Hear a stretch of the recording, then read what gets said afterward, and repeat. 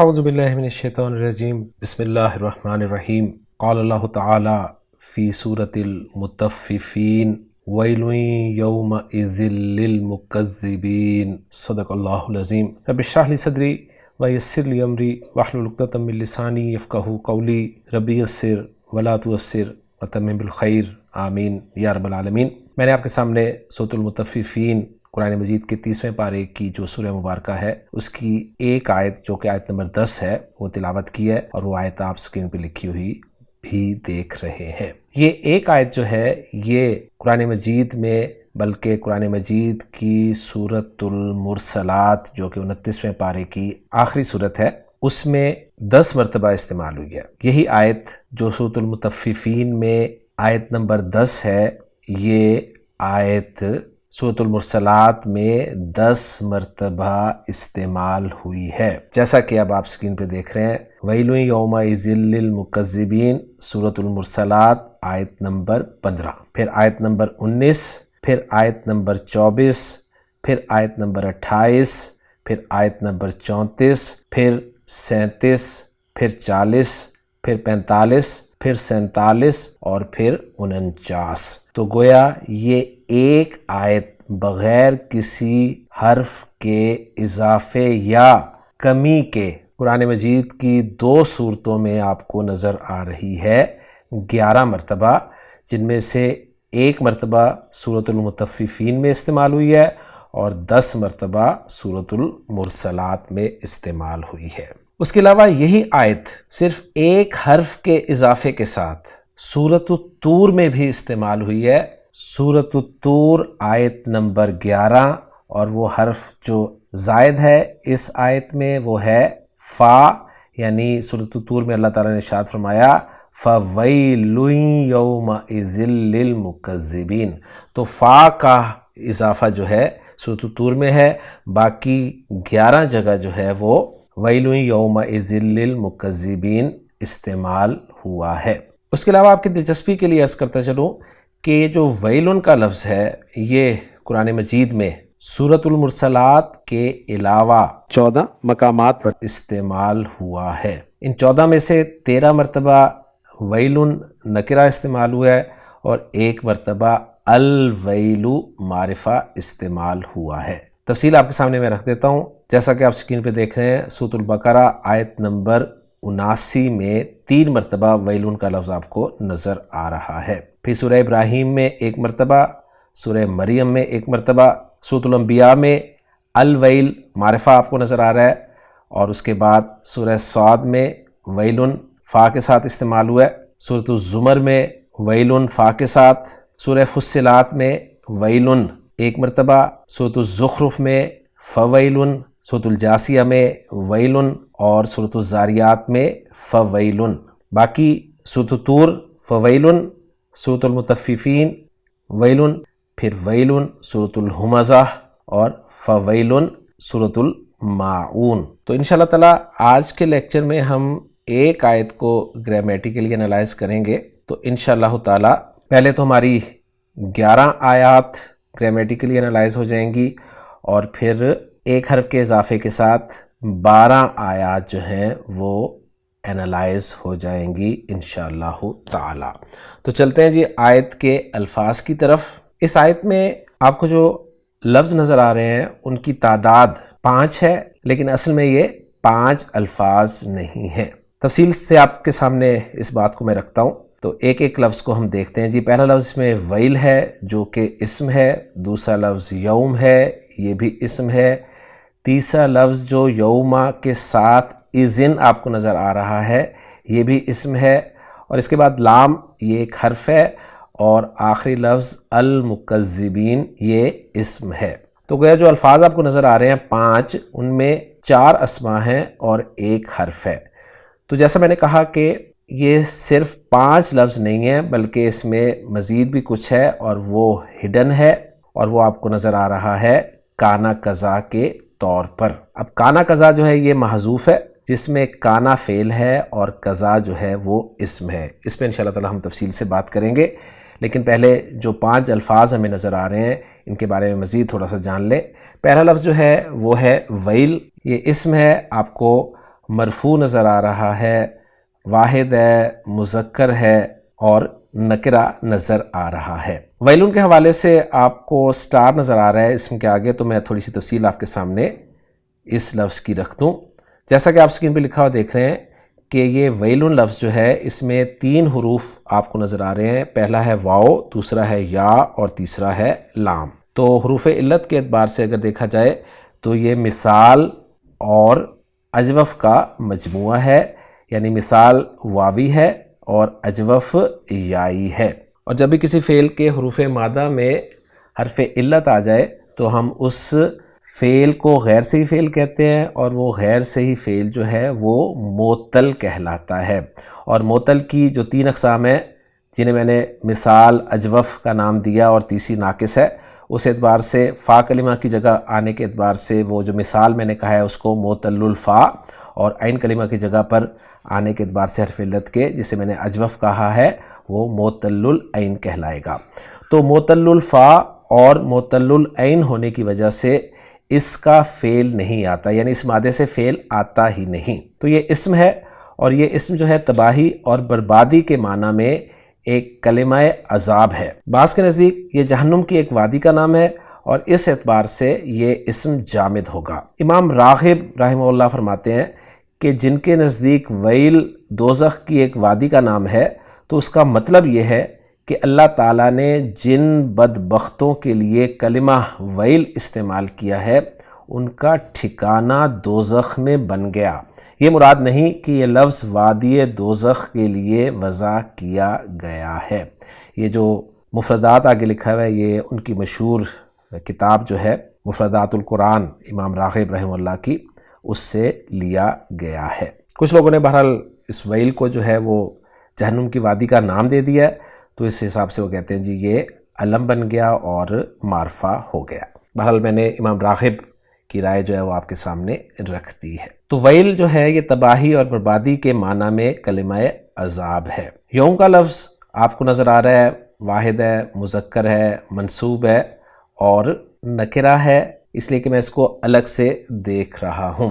یہ اسم جامد ہے، واحد ہے، مذکر ہے اور ظرف زماں ہے، یعنی یہ وہ اسم ہے جس میں وقت کا مفہوم ہے، اس لیے اسے ہم ظرف زماں کہہ رہے ہیں۔ یوم کے معنی دن کے ہوتے ہیں، ہم اچھی طرح جانتے ہیں۔ اگلا لفظ جو ہے وہ ہے از، یہ بھی اسم جامد ہے اور یہ بھی ظرف زماں ہے۔ اس کے متعلق بھی کچھ اہم باتیں میں آپ کے ساتھ شیئر کرنا چاہوں گا یہاں پر۔ جیسا کہ آپ سکرین پہ دیکھ رہے ہیں کہ از ظرف زماں جو ہے یہ اکثر ماضی کے لیے آتا ہے۔ پہلی بات تو یہ آپ نے نوٹ کرنی ہے کہ یہ اکثر ماضی کے لیے آتا ہے، لیکن کبھی یہ مستقبل کے لیے بھی آ جاتا ہے، جیسا کہ سورۃ المؤمن آیت نمبر 70 اور 71 میں اللہ تعالیٰ نے ارشاد فرمایا کہ فَسَوْفَ يَعْلَمُونَ إِذِ الْأَغْلَالُ فِي أَعْنَاقِهِمْ۔ تو یہاں پر از جو ہے یہ مستقبل کے لیے آ رہا ہے، کیونکہ ترجمے میں پتہ چل رہا ہے کہ عنقریب وہ جان جائیں گے جب ان کی گردنوں میں طوق ہوں گے۔ تو گردنوں میں طوق ہوں گے، ظاہر بات ہے قیامت کے دن ہی ہوں گے، تو مستقبل کا تذکرہ ہے، تو اس لیے از جو ہے یہاں پر مستقبل کے لیے استعمال ہوا ہے۔ مزید بتایا جا رہا ہے کہ از لفظ جو ہے یہ جملے کی طرح مضاف ہوتا ہے، یعنی یہ ہمیشہ مضاف ہو کر استعمال ہوتا ہے، لیکن اس کا مضاف الیہ جو ہے وہ ہمیشہ جملہ ہوتا ہے۔ اور یہ از ظرف مضاف اپنے مضاف الیہ سے مل کر یا تو گزشتہ فعل کے لیے ظرف بنتا ہے یا پھر آنے والے فعل کے لیے بھی ظرف بن سکتا ہے۔ اب جو اس کا مضاف الیہ ہے، جیسا کہ بتایا گیا کہ وہ جملہ ہوتا ہے، تو وہ جملہ جو ہے وہ جملہ فعلیہ بھی ہو سکتا ہے اور جملہ اسمیہ بھی ہو سکتا ہے۔ جملہ فعلیہ کی مثال سورۃ البقرہ آیت نمبر 131 اذ قال لہ ربہ اسلم قال اسلمت لرب العالمین۔ تو اس کے بعد جو قال آپ کو نظر آ رہا ہے جملہ فعلیہ ہے، اور صرف قال ہی جملہ فعلیہ نہیں ہے، پورا جملہ فعلیہ ہی بنایا جائے گا۔ ویسے قال بھی اپنے طور پر ایک جملہ فعلیہ ہی ہے۔ جملہ اسمیہ کی ایگزامپل دیکھیے سورہ توبہ آیت نمبر 140 اذ ہما فی الغار۔ اس کے بعد جو مضاف الیہ ہے وہ جملہ اسمیہ ہے اور وہ ہے ہما فی الغار، جب وہ دونوں غار میں تھے۔ اب جو اگلی بات ہے، اہم بات جو یہاں اسلوب استعمال ہوا ہے ہماری زیر مطالعہ آیت میں، وہ یہ ہے کہ کبھی جملے کو حذف کر کے جملے کو حذف کر دیا جاتا ہے اور حذف کرنے کے عوض تنوین لائی جاتی ہے جسے تنوین عوض کہا جاتا ہے، جیسے کہ یوم اذن آپ کو نظر آیا ہے اس آیت میں، اور ایک ایگزامپل اور دی جا رہی ہے حین اذن۔ اور اس کے حوالے سے آخری بات یہ ہے کہ کبھی یہ مفاجات کے لیے آتا ہے لیکن قرآن مجید میں یہ مفاجات کے لیے استعمال نہیں ہوا۔ اب جب یہ قرآن مجید میں مفاجات کے لیے استعمال ہی نہیں ہوا تو میں آپ کو مفاجات کے بارے میں بالکل کچھ نہیں بتاؤں گا۔ تو الحمدللہ جی اس کے بارے میں نے آپ کو تفصیل سے بتا دیا۔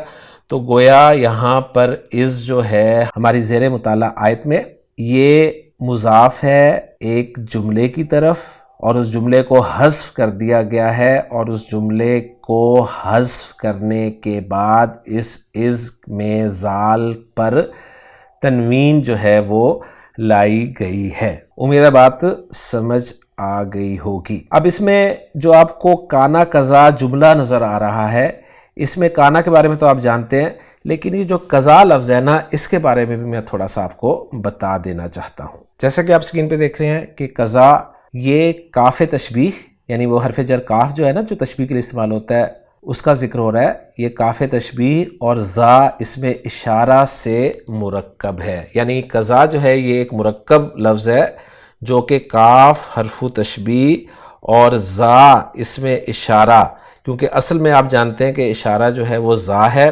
پھر اس زا کے شروع میں ہا تنبیہ والا لگ جائے تو حاضہ بن جاتا ہے، اور اگر آخر میں کاف خطاب لگ جائے تو وہ ذاکا بن جاتا ہے، اور بیچ میں اگر لام بود لگ جائے تو پھر ذالکا بن جاتا ہے۔ تو اصل اس میں اشارہ جو ہے وہ زا ہے۔ تو قضا جو ہے یہ کاف تشبیہ اور زا اس میں اشارہ سے مرکب ہے، اور اس کے معنی جو کیے جائیں گے دونوں کے ملانے سے وہ ہوں گے مثل، یعنی ایسا ہی، یعنی کاف کے معنی طرح کے کیے جاتے ہیں نا، اور زا مطلب یہ یا اس کے معنی کیے جائیں تو اس طرح یا ایسا ہی یا مثل اس کے معنی کیے جاتے ہیں۔ جیسے اگزامپل آگے لکھی ہوئی ہے کہ علمت علین، میں نے علی کو گمان کیا، فاضلاً فاضل، وعلمت اخاہ، اور میں نے اس کے بھائی کو گمان کیا، قضا یعنی ایسا ہی، یعنی علی کو میں نے فاضل گمان کیا اور اس کے بھائی کو بھی ایسا ہی گمان کیا۔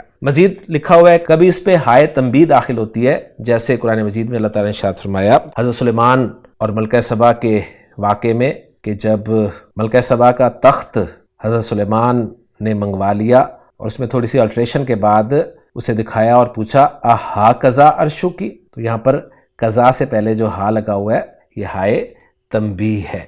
دوسرا پوائنٹ قضا کے بارے میں لکھا ہے کہ کبھی یہ مرکب جو قضا ہے نا مرکب، یہ واحد لفظ بن جاتا ہے اور پھر اس کے ذریعے نامعلوم شے کا کنایا کیا جاتا ہے۔ اب یہ کنایا کیا کیا جاتا ہے، کیا ہوتا ہے، یہ آپ کو مثال سے سمجھ میں آئے گا، جیسے فعلتو قضا و قضا، فعلتو قضا و قضا، فعلتو میں نے کیا، قضا و قضا کا مطلب کیا ہے، یہ اور یہ، یعنی ایسے اور ایسے، جس ہم کہتے ہیں نا کہ یار میں نے یہ اور یہ کیا، میں نے یہ کیا، میں نے ایسے ایسے کیا، تو یہ قضا و قضا کے ذریعے اس کو ذکر کیا جاتا ہے، میں نے یہ کیا یا ایسے ایسے کیا۔ اب یہاں پر صراحت مقصود نہیں بلکہ مجملاً بتانا مقصود ہے۔ مزید بتایا جا رہا ہے کہ کبھی مقدار یا تعداد کا کنایا کیا جاتا ہے، جیسے ایگزامپل میں بات سمجھ آ جائے گی، اشتریتو قضا کتابن و قضا و قضا قلمن، اشتریتو میں نے خریدا، قضا کتابن اتنی کتابیں، و قضا قلمن اور اتنے قلم، یعنی میں نے اتنی کتابیں اور اتنے قلم خریدے۔ یہاں پر صراحتاً تعداد نہیں بتائی جا رہی بلکہ مجملاً اس کو ذکر کیا جا رہا ہے۔ اسی طرح کتبت قضا و قضا صحیفتاً، میں نے اتنے صحیفے لکھے۔ اب یہاں پر آپ کو جو کتاباً، قلماً اور صحیفتاً منصوب نظر آ رہا ہے نا، یہ قضا کے لیے تمیز کی وجہ سے منصوب ہے، یہ بات آپ نے بس ذہن میں رکھنی ہے۔ اسی کو آگے ذکر کیا جا رہا ہے کہ اس کی تمیز مفرد منصوب ہوتی ہے جیسے امثلہ مذکورہ میں ہے، اور اگلی بات یہ ہے کہ قضا پر الف لام داخل نہیں ہوتا۔ تو یہ قضا کے حوالے سے میں نے کچھ باتیں آپ کے ساتھ شیئر کی ہیں، امید ہے آپ کو سمجھ آگے ہوں گی۔ تو یہاں پر جو کانا قضا ہے نا، اس کا ترجمہ ہم یوں کریں گے ایسا ہوا، یہ ہوا، اس طرح ہوا، یعنی کانا فعل ہے اور قضا اس کا فاعل ہم بنا دیں گے۔ اب باقی جو دو الفاظ رہتے ہیں ان پہ بھی بات کر لیتے ہیں ذرا تھوڑی سی۔ لام حرف جر ہے اور آپ حروف جارہ کے بارے میں اچھی طرح جانتے ہیں کہ اسم سے پہلے آتے ہیں اور اسم کو مجرور کرتے ہیں، اور آخری لفظ اس آیت کا وہ ہے المکذبین۔ المکذبین جو ہے المکذبون کی منصوب اور مجرور شکل ہے، اور المکذبون جو ہے المکذب کی جمع سالم ہے، اور المکذب جو ہے یہ صیغہ صفت اسم الفاعل ہے۔ کاف زال با حروف مادہ، باب تفعیل، کذبا یکذب تکذیباً جس کے معنی جھٹلانا کے ہوتے ہیں، اسے مکذبن جھٹلانے والا، مکذبانی دو جھٹلانے والے، مکذبونا بہت سے جھٹلانے والے، اور پھر الف لام لگا کر اسے معرفہ بنا دیا گیا۔ تو الحمدللہ جی الفاظ پہ تفصیل سے بات مکمل ہو گئی ہے، اب ہم چلتے ہیں الفاظ کو جوڑ کر جملہ بنانے کی طرف۔ ویلن مبتدا ہم بنائیں گے۔ اب آپ سوچیں گے کہ ویلن تو نکرہ ہے اور نکرہ مبتدا کیسے آ سکتا ہے؟